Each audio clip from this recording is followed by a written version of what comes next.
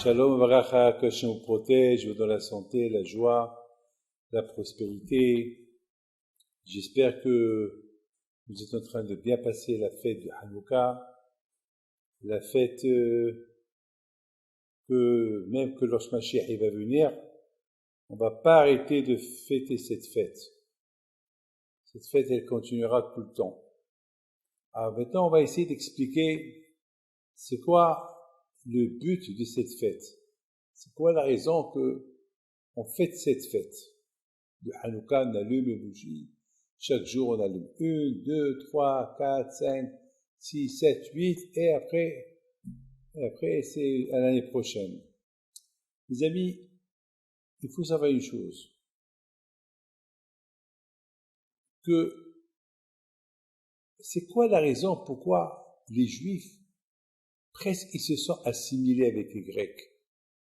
C'est quelque chose qu'on comprend. Haman voulait exterminer les Juifs. Il voulait les tuer tous, en un seul jour. Mais par contre, les Grecs, non. Ils ne voulaient pas tuer les Juifs. Ils voulaient simplement les assimiler. C'est tout. C'est tout. Les assimiler, ça veut dire devenir des Grecs comme eux. Vous savez, à l'époque, l'Empire grec, il a dominé tout le Moyen-Orient. En Égypte, c'était avant l'islam tout ça. En Égypte, en Arabie Saoudite, et partout, en Perse, partout, c'était un empire. Vous savez que Alexandre le Grand il a occupé presque tout le Moyen-Orient. Et puis, tout le monde est devenu, ils ont adapté la culture grecque. Ils ont voulu faire de même en Israël, chez les Juifs. Vous savez que les Juifs, c'est pas facile. Parce que on a le Beth Amikdash, on a la Torah, on a, vous savez, on a les mitzvot, on mange du kasher. On peut pas venir et nous forcer à changer notre religion. C'était pas possible. Donc, comment ils ont commencé les Grecs avec les Juifs? Ils sont venus amicalement jouer des jeux, les Jeux olympiques, jouer un peu de football, et la mode, s'habiller, changer les vêtements. Il faut savoir une chose, que nous les Juifs, on a une kippa sur la tête. Tout le temps, on avait une kippa sur la tête. Pourquoi on a une kippa sur la tête? Pour se rappeler qu'on est Juif, pour se rappeler il y a Dieu qui est au-delà de nous. Donc, toujours, on met la kippa, c'est la tête, on voit le ciel. Donc, il y a aussi, vous savez que nos sages disent que ce qui a préservé les Juifs en Égypte pour ne pas s'assimiler, c'est parce qu'ils n'ont pas changé leur nom, ils n'ont pas changé leurs vêtements, et bien sûr, ils n'ont pas changé leur langage. Les vêtements, c'est important. Les vêtements, ça rappelle l'identité juive. Je me rappelle, jamais j'oublierai. Une fois, j'étais à l'aéroport et il y a quelqu'un qui passe. Il me dit, pourquoi vous, les Juifs, vous êtes habillés toujours en noir, vous avez une barbe, pourquoi? C'est quoi la raison? Je le connais pas, c'est un monsieur comme ça, il vient poser la question. Je lui dis, avant que je vous donne la réponse, est-ce que ça vous dérange? Il me dit, oui, ça me dérange. Je lui dis, pourquoi ça dérange? Il me dit, parce que vous n'êtes pas comme nous. Pourquoi vous n'êtes pas comme nous? Je lui dis, admettons que je vais être comme toi. Ça va changer quelque chose. Le fait déjà que je suis juif, tu vas jamais m'accepter. Alors, qu'est-ce que ça va te faire que je m'habille comme toi? D'accord, je m'habille comme toi. Est-ce que ça va changer quelque chose? Il me regarde, il me dit, alors, soyez comme nous, mangez comme nous. Je lui dis, écoutez, Hitler, il a tué les Juifs parce qu'ils étaient Juifs. Et pourtant, il y avait beaucoup de Juifs en Allemagne, en Pologne, qui s'habillaient comme les Allemands, ils mangeaient comme les Allemands, ils étaient aussi mariés avec des Allemands, et Hitler les a tués. Donc c'est pas les vêtements, c'est pas le manger qui vous dérange, c'est les Juifs qui vous dérangent. C'est tout. Il m'a pas répondu. Mes amis, les Grecs, ils ont compris que la seule façon pour assimiler les Juifs, c'est avec les vêtements, changer les vêtements, être copain avec eux. Eh bien, mes amis, ils ont réussi. Ils ont réussi. Les Grecs, ils ont réussi. Le fait qu'ils sont venus avec une gentillesse, avec une politesse, et simplement, ils ont dit non, on vous veut que votre bien, on veut être un seul pays, gardez votre religion, mais, écoutez, petit à petit, je vous dis quelque chose, et je rigole pas. Vous savez que la tête, lorsque on met la tête dans tout ce qui est la mode, c'est dur après ta tête devient une autre. Moi, je connais des gens que du matin au soir, ils passent leur temps à quoi mettre, comment s'habiller, comment être comme tout le monde. Mais il faut savoir que être comme tout le monde, c'est un problème, parce que tu n'es pas comme tout le monde. Et si tu veux être comme tout le monde, c'est un peu grave. Vous savez qu'il y avait un rabbin qui a donné un cours de Torah, et pendant le cours de Torah, il a dit aux gens qui étaient présents, il leur a dit, je voudrais vous poser une question. Est-ce que vous vous sentez juif? Alors, il y a quelqu'un qui lève les mains. Il dit, oui, on est juif, on se sent juif, oui. Il lui dit, il lui dit, en quoi tu te sens juif? Tu mets tefilin? Il lui dit non. Tu manges kasher? Il lui dit non. Alors, en quoi tu te sens juif? Ben, il lui dit, je suis juif. Je lui dis, d'accord, c'est bien, tu es juif, mais en quoi? En quoi tu es juif? Mes amis, c'est indirectement, il faut savoir, pour se sentir juif, il faut avoir aussi la tête juive. Ça veut dire que il y a les vêtements, il y a qui passe sur la tête, il y a respect, il y a la prière, il y a le kasher, il y a plein de choses à faire pour. Et c'est ça, mes amis, le drame qui s'est passé à l'époque des Hashmonaïm. À l'époque des Hashmonaïm, cette époque où les Grecs, ils ont commencé à dominer. La domination grecque en Israël, elle a commencé depuis Alexandre le Grand, lorsqu'il a dominé tout le Moyen-Orient. Il a conquis tout le Moyen-Orient, il a conquis Israël aussi. Mais à l'exception d'Israël, il les a laissés à faire leur religion. Alors je vous raconte une chose. Vous savez que Alexandre le Grand, lorsqu'il est arrivé en Israël, ils l'ont bien reçu, ils ont fait tout le cabot.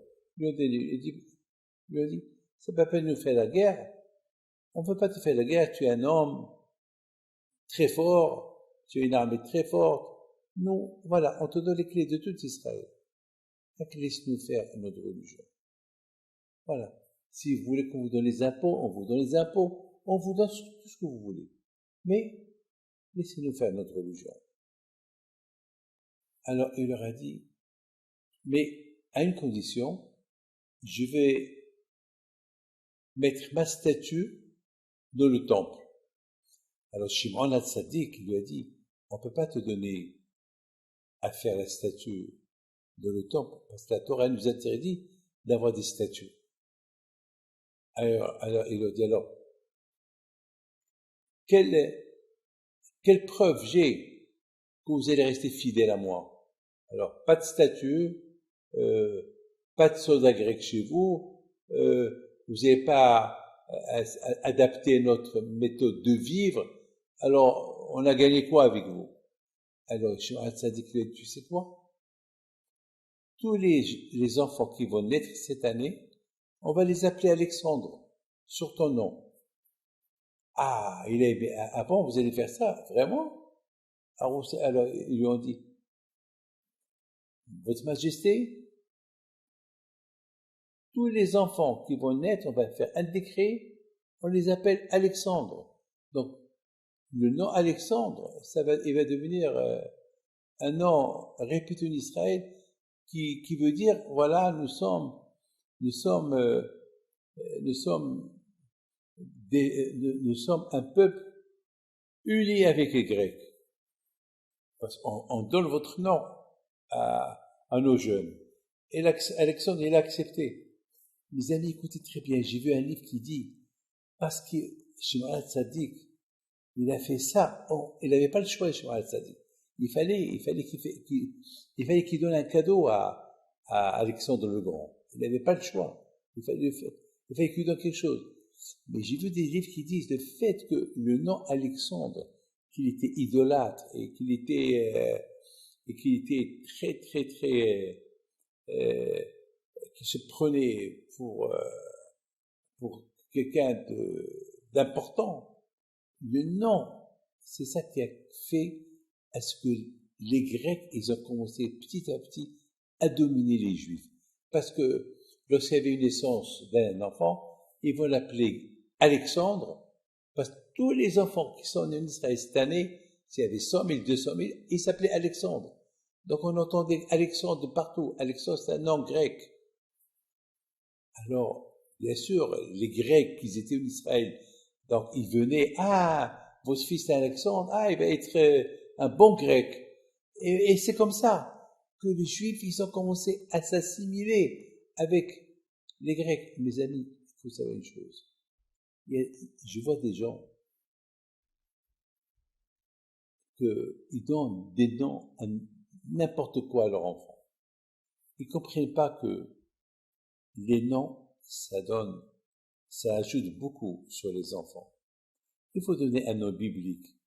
Il faut donner un nom. Bon, Besséder. Vous voulez donner un nom français, un nom anglais. D'accord, mais n'oubliez pas, un nom biblique. Vous savez, beaucoup de fois, j'entends des noms à ne pas croire. C'est pas possible. Regardez, les Juifs, la racine de presque que les Juifs en Israël, ils se sont assimilés aux Grecs, c'est à cause du nom Alexandre qu'ils ont donné à leur enfant. Enfin, ce nom qu'ils ont donné, ils l'ont fait uniquement par rapport au shalom, c'est tout. Mais malheureusement, les conséquences, elles étaient grandes. Je voudrais vous raconter une histoire. Une très belle histoire. Très, très belle histoire. Vous savez que il y avait puisqu'on parle de la fête de Hanouka, on raconte que lorsque Titus, il voulait détruire le temple, il avait peur de détruire le temple. Il avait comme un peur. Il s'est dit, peut-être leur Dieu, il va se venger de moi. Alors, il a réfléchi. Il a fait une annonce. Il a fait une annonce devant tous les Juifs prisonniers.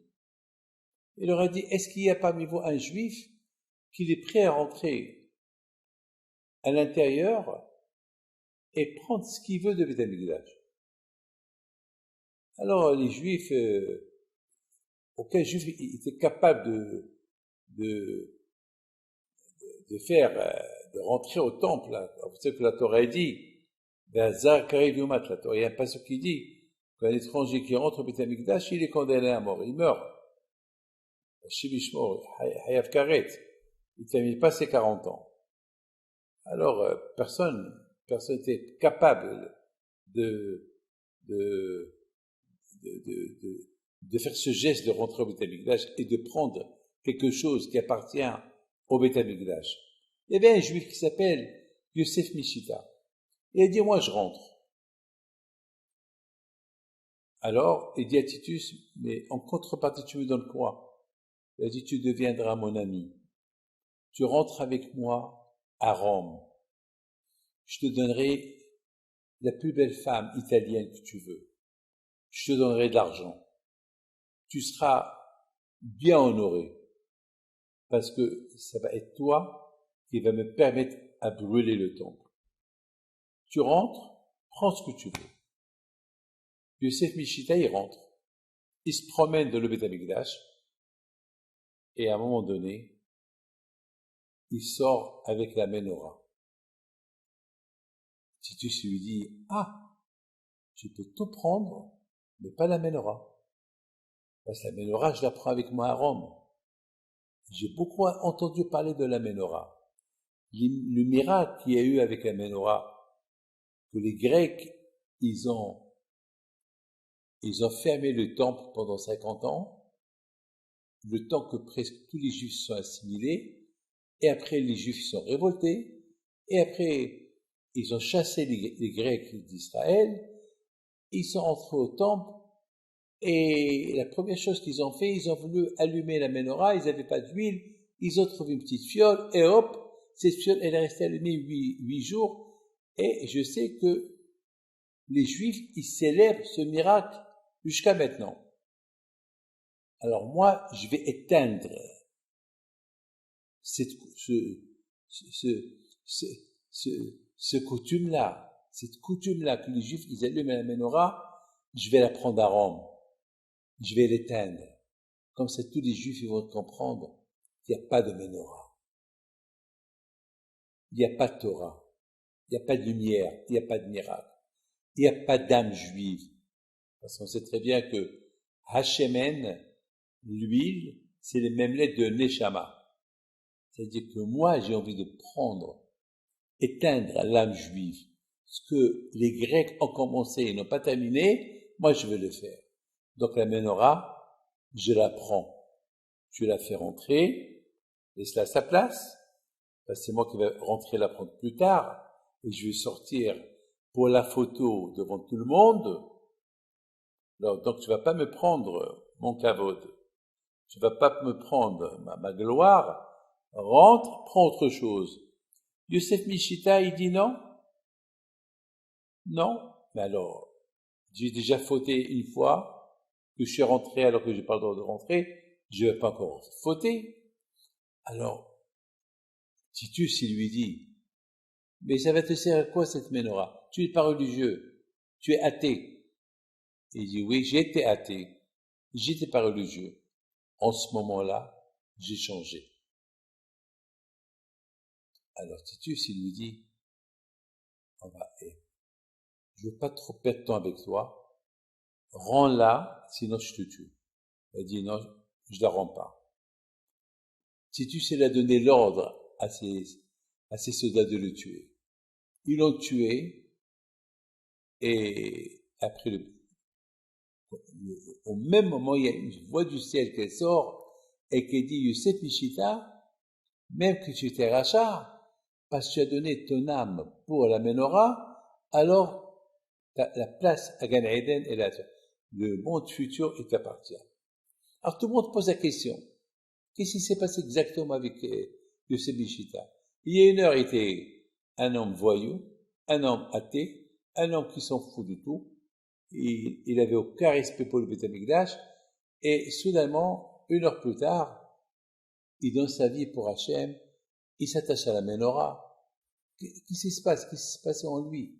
Qu'est-ce qu'il a vu? Est-ce quoi? Il a vu quelque chose? Il a eu un bouleversement d'esprit? Il a eu un réveil? Qu'est-ce qu'il a eu? Qu'est-ce qu'il a vu? Mes amis, écoutez. Chaque juif, il a une menorah dans son cœur. Chaque juif, il a une neshama. La neshama, c'est l'âme. L'âme, elle fait partie du bon Dieu. Même l'homme le plus grand rachat du monde, l'homme le plus athée du monde, il a en lui la neshama juive. Hachem, jamais il ferme la porte à quelqu'un. La porte est toujours ouverte. Celui qui veut retourner vers Dieu, il retourne. C'est ce qu'on appelle la teshuva. Ce qu'il a réveillé, Yosef Mishita, ce qu'il a réveillé, c'est le fait qu'il a réfléchi, une fois qu'il était à l'intérieur du temple, il a réfléchi, il a une réflexion. Qu'est-ce qu'il a réfléchi? Il voit la menorah, il voit l'autel de sacrifice, où les Juifs ils font les sacrifices. Ils voient la petite chambre qui s'appelle Kodesh HaKodashim. Une fois par an, le Kohen Gadol, il rentre là-bas, il prie à Dieu pour qu'il pardonne les fautes de son peuple. Il voulait prendre un souvenir. Mais quel souvenir? Il y a plein de choses dans le Beth Amikdash. Il n'y a que le Menorah? Non. La Menorah, elle représente la lumière. Elle représente la Neshama.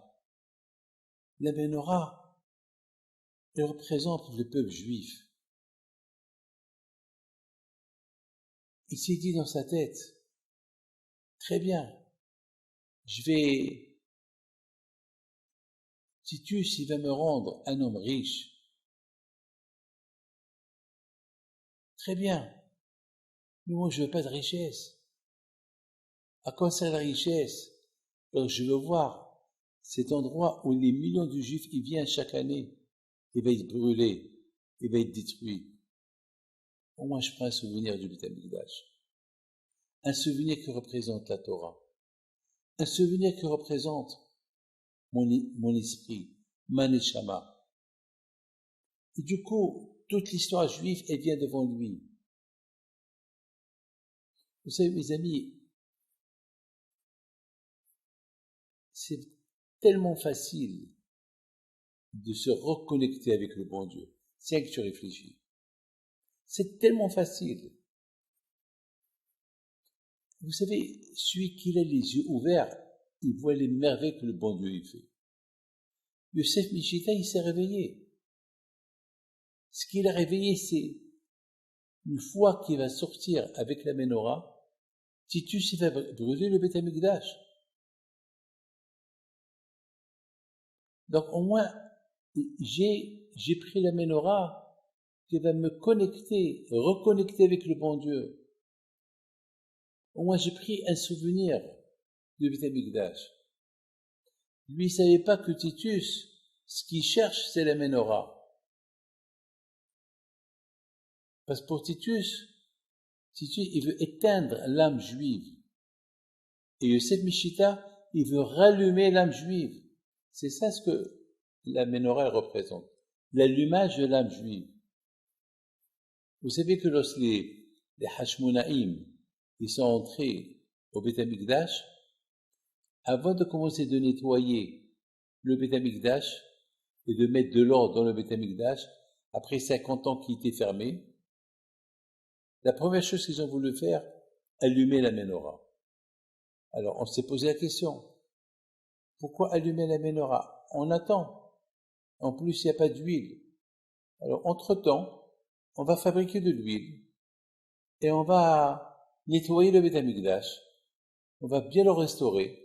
Et après 8 jours, ou 9 jours, ou 10 jours, ou 1 mois, on allume la Menorah. Qu'est-ce qui brûle? Non, les Hashmonaïm, dès qu'ils sont rentrés au Beth Amikdash, ils ont commencé à chercher. Est-ce qu'il y a une fiole d'huile? Mais pourquoi tu cherches? Attends, tu as le temps. Où est le problème? Les Hashmonaïm, pour eux, c'était important d'allumer la Menorah au Beth Amikdash. Mais pourquoi c'était important? Pourtant, il y avait de l'huile, mais l'huile, il était impur. Donc, ils voulaient de l'huile pure. Ils ont commencé à chercher partout, ils cherchent. Qu'est-ce qui brûle? Qu'est-ce qu'il y a? Hashmonaïm. Occupez-vous, préparez de l'huile pure. Récoltez un peu des olives, préparez de l'huile. Il sera prêt dans 8 jours. Entre-temps, nettoyez le Beth Amikdash. Non. Ils voulaient absolument allumer la Menorah. Ils cherchent. À la fin, ils ont trouvé une petite fiole. Cette petite fiole qui peut durer 1 jour. Hashmonaïm, 1 jour pour 1 jour. Allez, occupez-vous d'autre chose. Pourquoi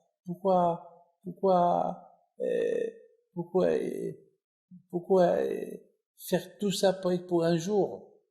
Les Hashmonaïm, pour eux, c'était important. Vous savez, mes amis, Si on apporte des vêtements propres à quelqu'un qui est sale, à quoi ça sert? Il pue. Quelqu'un qui est dans les mines, qui travaille dans les mines de charbon, on voit même pas son visage, et on lui apporte un costume blanc. Ça va pas. Tout d'abord, il faut se laver, et après, tu mets des vêtements neufs. Les Hachemounis, ils ont dit, les Juifs, ils étaient sales.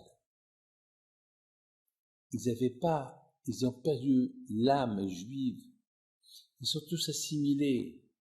Il faut les laver. Pour les laver, on peut les laver qu'avec la lumière de Oraganouz, la lumière spirituelle. Vous savez que lorsque le bon Dieu il a créé le monde en 6 jours, oui ou pas? Mais qu'est-ce qu'il a créé le premier jour? Le premier jour, il a créé la lumière spirituelle. Pas la lumière du soleil, pas la lumière des étoiles, une lumière qu'on ne sait pas. Une lumière qu'on ne sait pas comment elle est. Vous savez comment elle est cette lumière? Écoutez bien.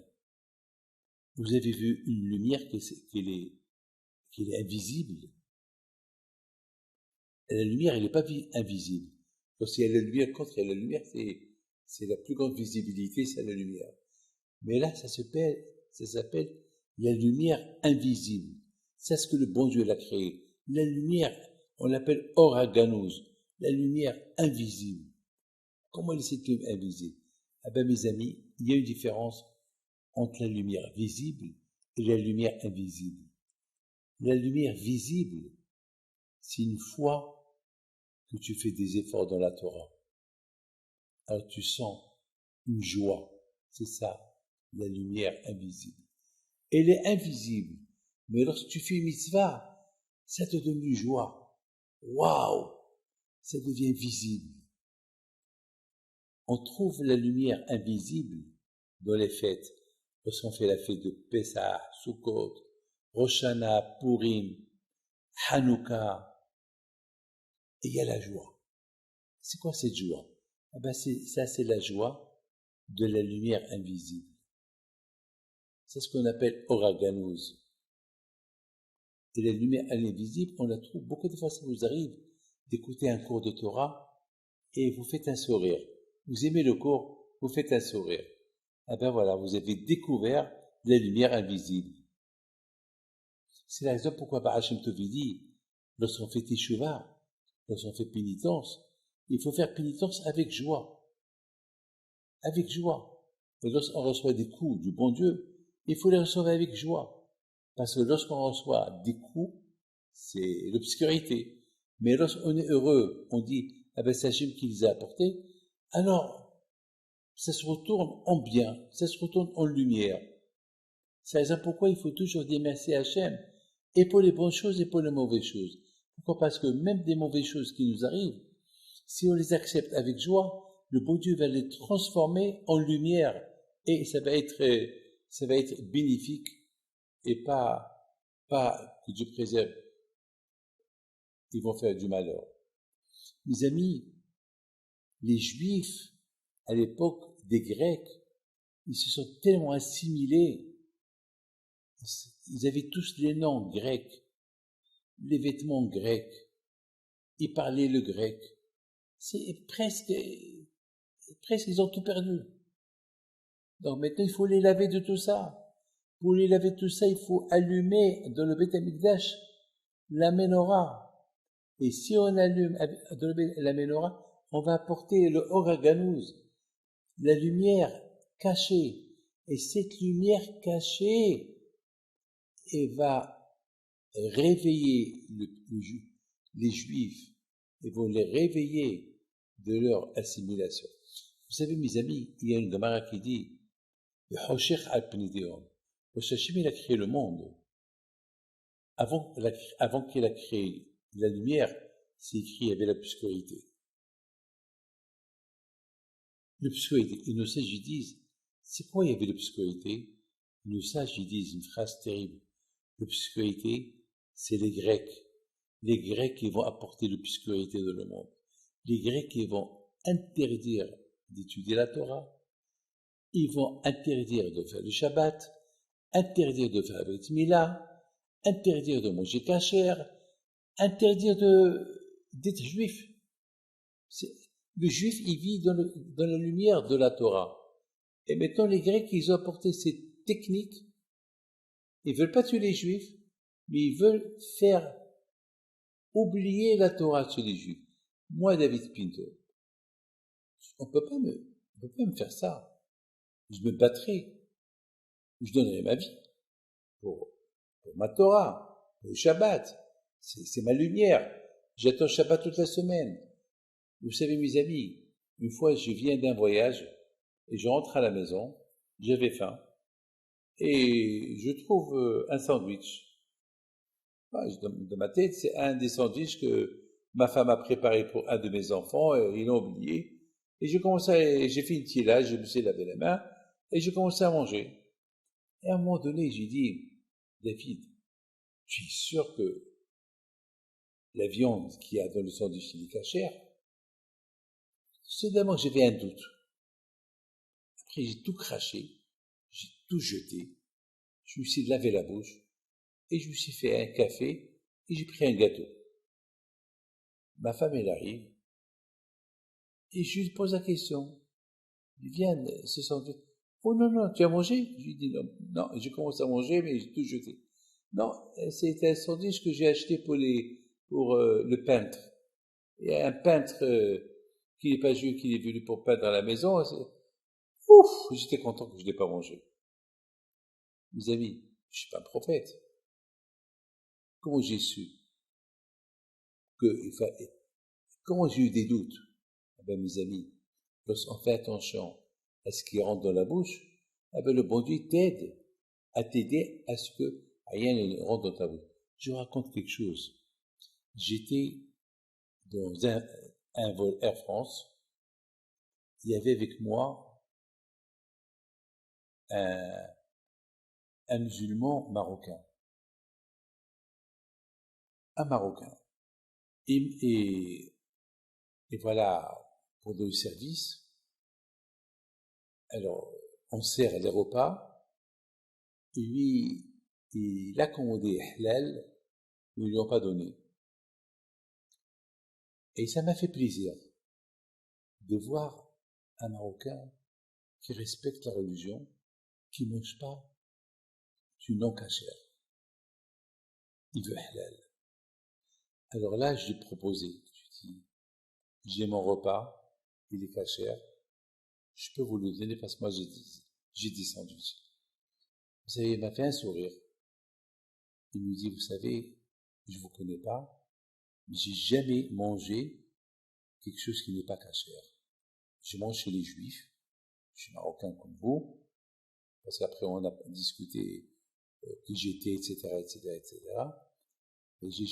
Et ça m'a fait plaisir. Mais de l'autre côté, j'avais une boule à la gorge de voir quelqu'un avec un Magen David qui mangeait de tout.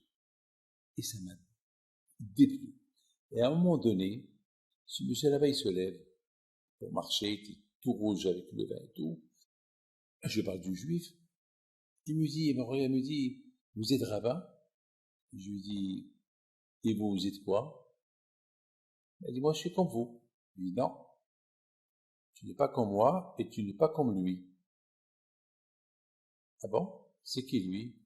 Ben lui, il n'est pas juif, c'est un musulman, et il mange que halal, ce qui est égorgé. Mais toi, je t'ai vu, tu as mangé de tout. Tu as mangé je sais pas, du cochon, tu as bu du vin, tu veux savoir qui je suis?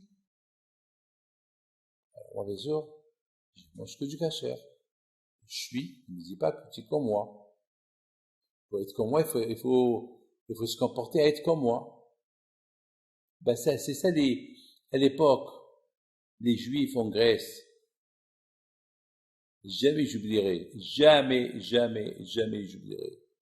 Parce que pardon, lorsque les Juifs, ils sont venus en Grèce, ils ont gardé leur identité juive.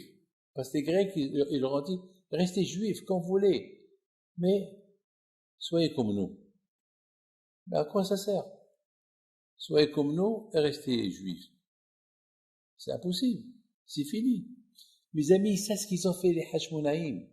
Les Hashmonaïm, lorsqu'ils sont entrés dans le temple, la première chose qu'ils ont fait, c'est chercher, allumer la menorah pour apporter le Oraganouz, pour apporter cette lumière cachée, pour illuminer l'âme juive, pour qu'elle se rattache avec le bon Dieu.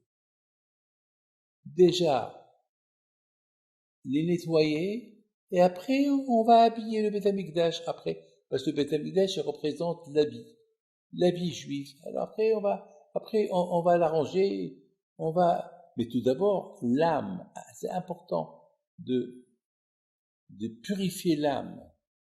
Mes amis, c'est ça la Hanouka. Mais on comprend très bien pourquoi les Hashmonaïm, la première chose qu'ils ont fait, lorsqu'ils sont entrés au temple, après la victoire contre les Grecs, ils ont commencé à chercher l'huile pour allumer la menorah. Chercher la neshama. Et pasteur Matzata Ta'amin. Tu cherches, tu trouves. Tu cherches pas, tu trouves pas. Eh ben, le bon Dieu t'aide. Lorsque tu cherches, et lorsque le bon Dieu sait que ce que tu cherches, c'est pour aider ta personnalité pour s'attacher au bon Dieu, alors qu'Hakadosh Baruch Hu t'aide. Et ils ont trouvé. Ils ont trouvé par un jour, mais il est resté allumé 8 jours. Mes amis, la fête de Hanouka, lorsque Mashiach va venir, on continuera à la faire. Pourquoi? Parce que la fête de Hanouka va nous rappeler, si on est arrivé maintenant à vivre l'époque de Mashiach, c'est parce qu'on a fait beaucoup des efforts pour garder notre identité. Et garder notre identité à notre époque, c'est pas facile. C'est pas facile. C'est très dur. On vit dans un monde pourri. On vit dans un monde pourri. Un monde que fais ce que tu veux. Vous savez que la semaine dernière, il y a une femme qui vient chez moi et voulait absolument que je lui serre les mains. Et voulait absolument. Était vexée que je n'ai pas serré les mains. Je lui dis, madame, un peu de respect. Je suis vieux. Vous êtes jeune. Je suis rabbin. Vous savez bien qu'un rabbin, non, mais vous me vexez, mais pourquoi j'ai pas la lèpre? Je dis, madame, c'est pas que c'est pas que vous avez la lèpre ou pas la lèpre, c'est que la Torah me l'interdit. Et pourtant, c'est après, 3 heures plus tard, et il est venu chez moi pour s'excuser. Il m'a dit, mais toi, j'ai compris. Mes amis, vous voyez, lorsqu'on réfléchit, on comprend. Et ça m'a fait plaisir qu'elle a compris. Alors, j'ai posé la question. J'ai compris quoi? Vous savez ce qu'elle me dit? J'ai compris que vraiment, vous êtes un homme de la Torah, un homme de Dieu, et je vous comprends. Je comprends qu'il y a des tentations, et elle a commencé à me donner une thèse. Je dis, t'as compris. Très bien, ma fille. Alors maintenant, je fais la bracha. Je dis, maintenant, puisque tu as compris, alors fais un peu plus. Les amis, la fête de Hanouka, elle nous rappelle notre passé. Elle nous rappelle que pour progresser, ne pas arriver à ce qui s'est passé au passé, que presque le peuple juif a été assimilé, c'est toujours se rallumer, s'allumer, être dans la Torah, dans la mitzvot, ne pas tomber dans le piège de l'assimilation, ne pas tomber. Et c'est important. Vous savez, il y a 2 semaines, en Argentine, il y avait un mariage, le Shabbat. Un juif avec un non-juif. Alors bien sûr, avant le mariage, les parents sont venus chez moi. Je leur ai dit, vous voulez que je fais quoi? Et ils m'ont dit, dans 2 semaines, c'est Hanouka. Il y a eu le miracle de Hanouka. On ne peut pas avoir le miracle de Hanouka. Je dis, madame, je vous pose une question. Chez vous à la maison, pour que votre fils il se marie avec une non-juive, et en plus le Shabbat, c'est que vous n'allumez pas la Hanouka chez vous. Il n'y a pas de Kippour chez vous. Il n'y a pas de Pessah chez vous. Elle me regarde, elle était choquée. Elle m'a dit, bon, nous, on n'est pas religieux. D'accord, vous êtes quoi alors? On est juifs. Juifs, c'est très bien. Mais juifs, il y a un programme du judaïsme. Vous êtes juif à quoi? Alors, quelle différence il y a que ton fils, il se marie avec une non-juive, et le fait que vous faites ni Pessah, ni Kashrut, ni rien du tout, vous êtes avec une non-juive, mais vous n'êtes pas juif. Donc votre fils, il a bien fait. Il a bien fait. Et le contraire, il vous dit, attends, vous êtes des hypocrites. Vous voulez garder une identité sans l'alimenter. Alors si vous n'êtes pas en train de l'alimenter, alors ça ne sert à rien du tout. Donc lui, il a fait mieux que vous.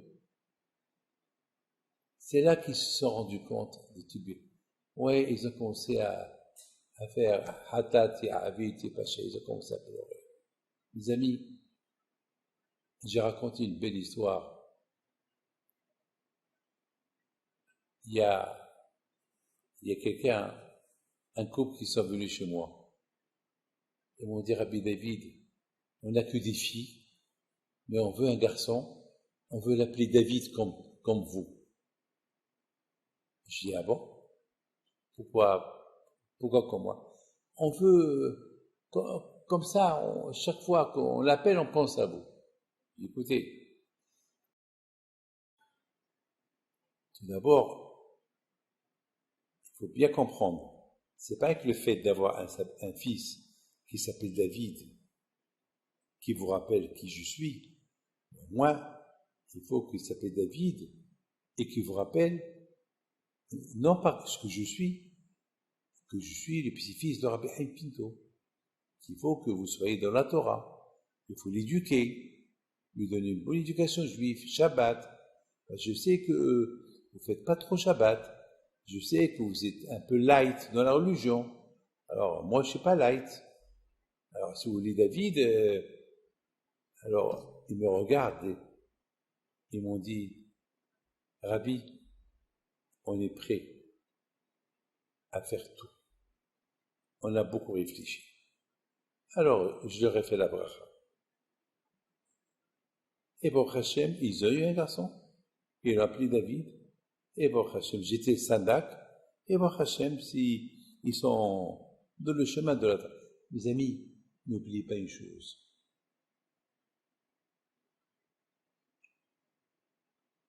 Hachem, ce qu'il veut de nous, ce qu'il attend de nous, Hachem, il attend d'être fier de nous. C'est pas que nous, on est fiers de lui. Bien sûr que nous, on est fiers qu'on a un Dieu. Mais on veut que Hachem il soit fier de nous. Et comment Hachem peut être fier de nous? Lorsque Hachem il voit les sacrifices qu'on fait, lorsque Hachem il voit qu'on fait des efforts, alors Hachem il est fier de nous. Hachem il nous aide. Vous savez, mes amis, que je me trouve à Miami et j'ai rencontré quelqu'un cette semaine, quelqu'un que dans la vie on ne pouvait pas imaginer qu'il pouvait rentrer dans la Torah. Quelqu'un c'était un ex-acteur de cinéma, quelqu'un qui était loin de tout, qui était loin. Qu'est-ce qu'il a rapproché? Qu'est-ce qu'il a rapproché au judaïsme? Il était, grâce à Dieu, c'est un bel homme, il a de l'argent, il a de tout. Mais il a tout, mais il est loin de la religion. Mais il est fier qu'il est juif. Jamais il a caché son identité juive. Il est fier. Ce qu'il a aidé, c'est une fois, ils lui ont fait une interview à la télévision, il y a eu un journaliste qui a voulu le piquer. Vous êtes un homme des femmes, vous êtes un homme de ça, vous êtes un homme de ça, et est-ce que vous êtes fier d'être juif, de votre judaïsme? Il a dit, bien sûr, je suis fier, je suis très fier. Et on dit, mais tu ne vois pas que tu te contredis avec ton judaïsme devant tout le monde, hein, que tu te comportes comme un non-juif et tu es fier de ton judaïsme. Comment vous expliquez ça? Là, cet acteur de cinéma que j'ai rencontré est resté comme ça. Il réfléchit. Il n'a pas donné de réponse. Alors, il y avait un silence. Tout le monde qui le regarde. Et c'était quoi sa réponse? Merci, monsieur le journaliste. Vous m'avez réveillé. Il fallait quelqu'un comme vous qui me réveille. Et pourtant, ni mon père a réussi à me réveiller, ni ma mère, ni des rabbins, mais vous m'avez réveillé. Alors, je vais tout faire pour être fier de mon judaïsme. Il leur a dit, j'arrête l'interview, j'ai plus rien à faire. Ils ont essayé de poser des questions, il s'est levé et il est parti. Il a changé. Parfois, un petit choc. La Hanouka, elle nous choque. Malheureusement, ce qui s'est passé en Australie, ce drame en Australie, malheureusement, ça fait de la peine. Le premier jour de Hanouka, presque 16-17 morts, malheureusement. Le judaïsme, il coûte cher. Pour être juif, c'est pas donné.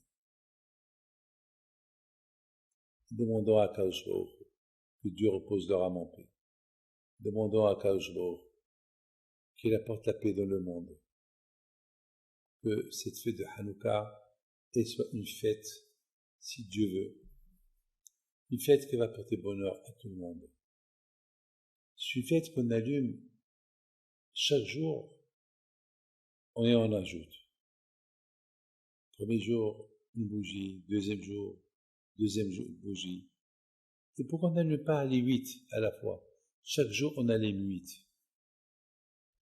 Vous savez pourquoi? Parce que si on allume 8 à la fois, ça va devenir comme une habitude. Quand pendant la fête de Pessah, on mange chaque jour la galette. Le premier jour, on mange la galette avec appétit. Après, on s'habitue, on ne mange plus la galette. Le bon Dieu, il veut qu'on ne s'habitue pas. Regardez, mes amis, à Sukkot. À Sukkot, chaque jour, on attribue un jour pour quelqu'un. Premier jour, c'est Abraham. Deuxième jour, c'est Isaac. Troisième jour, c'est Yaakov. Après, c'est Moshe. Après, c'est Aaron. Après, c'est David. C'est Yosef. Donc, la fête de Sukkot, chaque jour, on l'attribue. Mais la fête de Hanouka, c'est chaque jour, on allume. On va s'habituer.